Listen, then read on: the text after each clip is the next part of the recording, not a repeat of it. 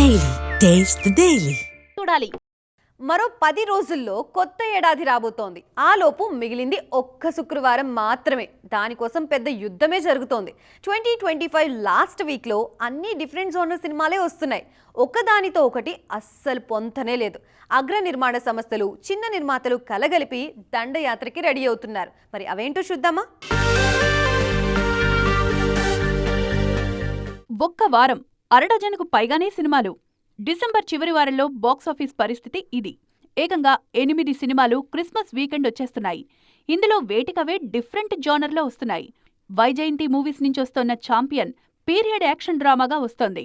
1940ల నేపథ్యంలో వస్తోన్న survival war cinema ఇది. క్రిస్మస్కే వస్తోన్న మరో different cinema Shambhala.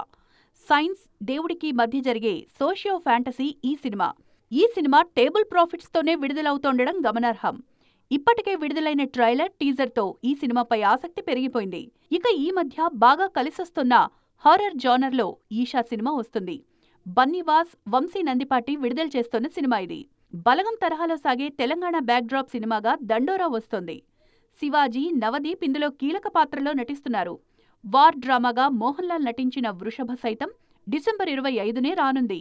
Commercial ఎంటర్టైనర్గా Karthi అన్నగారు వస్తారు రాబోతోంది. ఇలా డిసెంబర్ చివరి వారమంతా విలక్షణ సినిమాలు రాబోతున్నాయి.